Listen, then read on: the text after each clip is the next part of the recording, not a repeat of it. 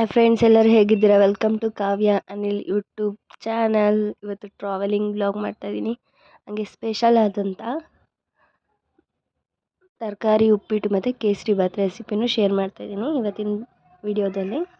ಇವತ್ತು ನಾವು ಹೋಗ್ತಾ ಇರೋಂಥ ಪ್ಲೇಸು ಗೌಡ್ಗೆರೆ ಅಂತ ಚನ್ನಪಟ್ಟಣದ ಹತ್ರ ಇದೆ. ಚನ್ನಪಟ್ಟಣದಿಂದ ಅರ್ಧ ಅವರ್ ಆಗುತ್ತೆ. ಇವಾಗ ನಾವು ಆ ಪ್ಲೇಸ್ಗೆ ಹೋಗಿದ್ವಿ. ಸುತ್ತಮುತ್ತ ಎಲ್ಲ ಅಂಗಡಿಗಳಿದೆ. ಮನೆಗೆ ದೇವಸ್ಥಾನದ ಒಳಗಡೆ ಎಂಟ್ರಿ ಆಗೋಣ. ತುಂಬ ದೊಡ್ಡದಾದಂಥ ವಿಗ್ರಹ ಇದು, ಚಾಮುಂಡೇಶ್ವರಿ ವಿಗ್ರಹ. ತುಂಬಾ ಚೆನ್ನಾಗಿದೆ ನೋಡೋಕ್ಕೆ.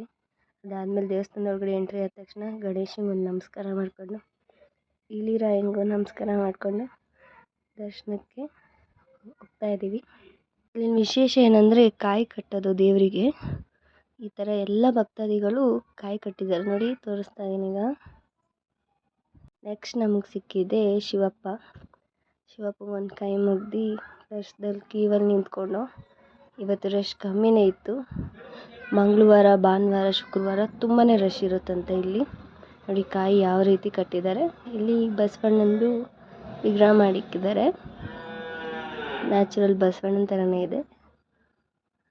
ದೇವಸ್ಥಾನದ ಒಳಗಡೆ ವಿಡಿಯೋ ಮಾಡೋಕ್ಕೆ ಬಿಡಲ್ಲ, ಅದರಿಂದ ನಾನು ಆಚೆ ಇರೋ ಚಾಮುಂಡೇಶ್ವರಿ ವಿಗ್ರಹನ ತೋರಿಸ್ತಾ ಇದ್ದೀನಿ. ಇದೇ ದೇವಸ್ಥಾನ.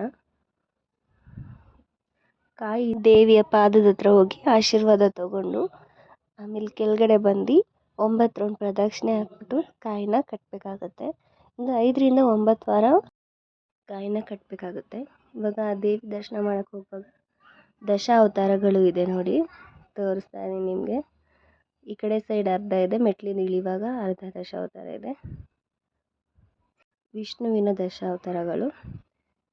ಈ ಚಾಮುಂಡೇಶ್ವರಿನ ದರ್ಶನ ಮಾಡಿಕೊಂಡು ಇಲ್ಲಿ ಜಿಂಕೆ ಥರ ಎಲ್ಲ ಸ್ಟ್ಯಾಚು ಮಾಡಿದ್ದಾರೆ. ಜಿಂಕೆ, ಹುಲಿ ಎಲ್ಲ ಸ್ಟ್ಯಾಚು ಮಾಡಿದ್ದಾರೆ. ಇಲ್ಲೆಲ್ಲ ದರ್ಶನ ಮುಗಿಸ್ಕೊಂಡು ಈಗ ಬಸವಣ್ಣನ ಹತ್ರ ಹೋಗ್ತಾ ಇದ್ದೀವಿ. ಬಸವಣ್ಣನ ಹತ್ರನೂ ಚಾಮುಂಡೇಶ್ವರಿ ವಿಗ್ರಹ ಇಕ್ಕಿ ಪೂಜೆ ಮಾಡಿದ್ದಾರೆ. ಇದೇ ಬಸವಣ್ಣ ಆಶೀರ್ವಾದ ಮಾಡುತ್ತೆ ಎಲ್ಲರಿಗೂ. ಏನು ಅಂದ್ಕೊಂಡ್ರು ಅದು ಆಗುತ್ತೋ ಇಲ್ಲೋ ಅಂತಲೂ ಹೇಳುತ್ತೆ ಆ ಬಸವಣ್ಣನೇ. ಅಲ್ಲಿಂದ ಊಟ ಎಲ್ಲ ಮುಗಿಸ್ಕೊಂಡು ನಾವೀಗ ಚನ್ನಪಟ್ಟಣಕ್ಕೆ ಹೋಗ್ತಾ ಇದ್ದೀವಿ. ಈ ಕೆರೆಯಲ್ಲಿ ತುಂಬ ಚೆನ್ನಾಗಿತ್ತು ಕೆರೆ ಮಾತ್ರ. ಅಲ್ಲಿ ತುಂಬ ಬಾತುಕೋಳಿಗಳಿದ್ದು ನೋಡೋಕ್ಕೆ ತುಂಬ ಚೆನ್ನಾಗಿತ್ತು ವ್ಯೂ ಮಾತ್ರ. ಅದಾದಮೇಲೆ ಬೆಂಗಳೂರಿಗೆ ಬಂದ ನಾವು. ಬೆಂಗಳೂರು ಹತ್ರ ಇರೋ ಆಂಜನೇಯನ ವಿಡಿಯೋ ಮಾಡ್ತಾಯಿದ್ದೀನಿ ನಾನೀಗ. ಆಂಜನೇಯನ ನೋಡಿಕೊಂಡು ದೊಡ್ಡ ಜಾಯಿಂಟ್ ವೀಲ್ ಇದೆಯಲ್ಲ ಅದನ್ನು ನೋಡಿಕೊಂಡು ಮನೆಗೆ ಬಂದಮೇಲೆ ನಾನು ಉಪ್ಪಿಟ್ಟು ಕೇಸರಿ ಬಾತ್ ರೆಸಿಪಿನ ಶೇರ್ ಮಾಡ್ತಾಯಿದ್ದೀನಿ. ಈಗ ಉಪ್ಪಿಟ್ಟು ಮಾಡೋಕ್ಕೆ ಏನೇನು ಬೇಕು ಅಂತ ನೋಡ್ಕೊಳ್ಳಿ. ಮೆಣಸಿನ್ಕಾಯಿ, ಈರುಳ್ಳಿ, ಟೊಮೆಟೊ, ಕರ್ಬೇವಿನ ಸೊಪ್ಪು. ಈಗ ಒಂದು ಪಾತ್ರೆ ಇಟ್ಬಿಟ್ಟು ಫಸ್ಟು ರವೆನ ಹುರ್ಕೊಳ್ಳೋಣ. ಇಲ್ಲಿ 1 ಗ್ಲಾಸ್ ರವೆನ ಹುರ್ಕೊತಾ ಇದ್ದೀನಿ.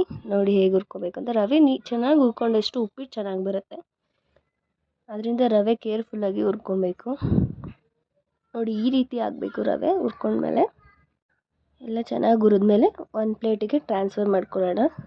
ಈಗ ಅದೇ ಬಾಣಲಿಗೆ ಎಣ್ಣೆ ಹಾಕ್ಬಿಟ್ಟು ಸಾಸಿವೆ, ಕಡಲೆಬೇಳೆ, ಕರ್ಬೇವಿನ ಸೊಪ್ಪು, ಮೆಣಸಿನ್ಕಾಯಿ ಹಾಕ್ಕೊಂಡು ರೋಸ್ಟ್ ಮಾಡ್ಕೊಳ್ಳೋಣ. ಎಲ್ಲ ರೋಸ್ಟ್ ಆದಮೇಲೆ ಈರುಳ್ಳಿ ಹಾಕ್ಕೊಳ್ಳೋಣ. ನೆಕ್ಸ್ಟು ಮೆಣಸಿನ್ಕಾಯಿ ಎಲ್ಲ ಹುರಿದಿರುತ್ತಲ್ಲ ಆವಾಗ ಈರುಳ್ಳಿ ಹಾಕ್ಕೊಳ್ಳೋಣ. ಈರುಳ್ಳಿ ಎಲ್ಲ ಬ್ರೌನ್ ಕಲರ್ ಆಗೋವರೆಗೂ ಫ್ರೈ ಮಾಡಿಕೊಂಡು ಚೆನ್ನಾಗಿ ಬೆಂದಮೇಲೆ ನಾವು ಹೆಚ್ಚಿಟ್ಕೊಂಡಿರೋಂಥ ಕ್ಯಾರೆಟ್, ಬೀನ್ಸ್, ತರಕಾರಿಗಳು ಯಾವುದಾದ್ರೂ ಹಾಕ್ಕೊಬೋದು. ನಾನಿಲ್ಲಿ ಕ್ಯಾರೆಟ್, ಬೀನ್ಸ್ ಸಣ್ಣದಾಗಿ ಹೆಚ್ಚಿಕೊಂಡು ಹಾಕ್ಕೊತಾ ಇದ್ದೀನಿ. ತರಕಾರಿ ಎಲ್ಲ ಬೇಯಗಂಟ ಫ್ರೈ ಮಾಡ್ಕೊಳ್ಳೋಣ ಎಣ್ಣೆಲಿ. ತರಕಾರಿ ಎಲ್ಲ ಬೇಗ ಬೇಯಲಿ ಅಂತ ಸಣ್ಣದಾಗಿ ಹೆಚ್ಕೊಂಡು ಫ್ರೈ ಮಾಡ್ತಾಯಿದ್ದೀನಿ ನಾನೀಗ. ತರಕಾರಿ ಹಾಕಿದ್ರೆ ಉಪ್ಪಿಟ್ಟಿಗೆ ಚೆನ್ನಾಗಿರುತ್ತೆ. ಈಗ ಸ್ವಲ್ಪ ಸಾಲ್ಟ್ ಹಾಕ್ಕೊಂಡಿದ್ದೀನಿ. ಸ್ವಲ್ಪ ಸಾಲ್ಟ್ ಹಾಕ್ಕೊಂಡು ಫ್ರೈ ಮಾಡ್ತಾಯಿದ್ದೀನಿ. ಈಗ ಒಂದು ಹೆಚ್ಚಿಟ್ಕೊಂಡಿರೋ ಅಂಥ ಟೊಮೆಟೊನ ಹಾಕ್ಕೊಳ್ಳೋಣ. ಟೊಮೆಟೊನು ಸಾಫ್ಟ್ ಆಗೋವರೆಗೂ ಬೇಯಿಸ್ಕೊಳ್ಳೋಣ. ಎಲ್ಲ ಎಣ್ಣೆಲೇ ಡ್ರೈ ಆದರೆ ತುಂಬಾ ಚೆನ್ನಾಗಿರುತ್ತೆ. ಉಪ್ಪಿಟ್ಟು ಫೇವ್ರೆಟ್ ಅವ್ರಿಗಂತೂ ಉಪ್ಪಿಟ್ಟು ತುಂಬಾ ಚೆನ್ನಾಗಿರುತ್ತೆ. ಈಗ ನೀರು ಹಾಕ್ಕೊಳ್ಳೋಣ. ಅದಕ್ಕೆ ನಾವು 1 ಲೋಟ ರವೆ ತೊಗೊಂಡಿದ್ದೀನಿ, 2 ಲೋಟ ನೀರು ಹಾಕ್ಕೊಂಡಿದ್ದೀನಿ. ನೀರು ಹಾಕ್ಕೊಂಡು ನೀಟಾಗಿ ಮಿಕ್ಸ್ ಮಾಡಿಕೊಂಡು ಸಾಲ್ಟ್ ರುಚಿಗೆ ತಕ್ಕಷ್ಟು ಸಾಲ್ಟ್ ಹಾಕ್ಕೊಳ್ಳೋಣ. ನಾನು 1 ಸ್ಪೂನ್ ಹಾಕ್ಕೊಂಡಿದ್ದೀನಿ. ಈಗ ನೀರೆಲ್ಲ ಚೆನ್ನಾಗಿ ಕುದಿ ಬರೋವರೆಗೂ ವೆಯ್ಟ್ ಮಾಡಿ ಹುರಿದಿರೋ ಅಂಥ ರವೆನ ಹಾಕ್ಕೊಳ್ಳೋಣ. ಗ್ಯಾಸ್ನ ಲೋ ಫ್ಲೇಮಲ್ಲಿ ಇಟ್ಕೊಂಡು ಹಾಕ್ಕೊಳ್ಳಿ. ಆವಾಗ ನೀಟಾಗಿ ಮಿಕ್ಸ್ ಆಗುತ್ತೆ. ಗಂಟೆ ಇಲ್ದಂಗೆ ನೀಟಾಗಿ ಮಿಕ್ಸ್ ಮಾಡಿಕೊಂಡ್ರೆ ತರಕಾರಿ ಉಪ್ಪಿಟ್ಟು ರೆಡಿ ಆಗುತ್ತೆ. ಈಗ 1 ನಿಮಿಷ ಕ್ಲೋಸ್ ಮಾಡಿಬಿಟ್ಟು ಆಮೇಲೆ ಓಪನ್ ಮಾಡೋಣ. ಆವಾಗ ನೋಡಿ ಉಪ್ಪಿಟ್ಟು ಈ ಥರ ಆಗಿರುತ್ತೆ. ತುಂಬಾ ಸಾಫ್ಟ್ ಬೆಣ್ಣೆ ಥರ ಇದೆ ಉಪ್ಪಿಟ್ಟು. ನಂಗೆ ತುಂಬಾ ಇಷ್ಟ ಆಯಿತು. ಇವಾಗ ಕೇಸರಿಬಾತ್ ಹೇಗೆ ಮಾಡೋದು ಅಂತ ನೋಡೋಣ ಬನ್ನಿ. ಒಂದು ಪಾತ್ರೆಗೆ 1 ಲೋಟ ನೀರು, 1 ಲೋಟ ಹಾಲು ಹಾಕ್ಕೊಳ್ಳೋಣ. ಆಮೇಲೆ ಇದಕ್ಕೆ ಸಕ್ಕರೆ ಹಾಕ್ಕೊಳ್ಳೋಣ. ಸಕ್ಕರೆ ಹಾಕ್ಕೊಂಡಾದ್ಮೇಲೆ ನೀಟಾಗಿ ಮಿಕ್ಸ್ ಮಾಡ್ಕೊಳ್ಳೋಣ. ಸಕ್ಕರೆ ಎಲ್ಲ ಕರಗೋವರೆಗೂ ಮಿಕ್ಸ್ ಮಾಡ್ಕೊತಾ ಇರೋಣ. ಇವಾಗ ಚೆನ್ನಾಗಿ ಕುದಿಸ್ಕೊಳ್ಳೋಣ. ಈಗ ಕುದ್ದಾದ್ಮೇಲೆ ರವೆನ ಹಾಕ್ಕೊಳ್ಳೋಣ. ಇದಕ್ಕೆ ಸ್ವಲ್ಪ ರವೆ ಹಾಕ್ಕೊಂಡ್ರೆ ಸಾಕಾಗುತ್ತೆ. ನೋಡಿ, ಈಗ ರವೆ ಹಾಕ್ಕೊಂಡು ನೀಟಾಗಿ ಮಿಕ್ಸ್ ಮಾಡ್ಕೊತಾ ಇದ್ದೀನಿ. ಮಿಕ್ಸ್ ಮಾಡ್ಕೊಂಡ್ಮೇಲೆ ಈ ರೀತಿ ಆಗಿರುತ್ತೆ ನೋಡಿ. ಇವಾಗ ಸ್ವಲ್ಪ ಅರಿಶಿನ ಹಾಕ್ಕೊಬೋದು, ಇಲ್ಲ ಕೇಸರಿ ಕಲರು ಯೂಸ್ ಮಾಡ್ಬೋದು. ನಾನಿಲ್ಲಿ ಅರಿಶಿನ ಹಾಕ್ಕೊಂಡಿದ್ದೀನಿ. ತುಂಬಾ ಚೆನ್ನಾಗಿ ಬಂದಿದೆ uppittu kesari bath. Thank you for watching. Please like ಮಾಡಿ, ಶೇರ್ ಮಾಡಿ, ಸಬ್ಸ್ಕ್ರೈಬ್ ಮಾಡಿ.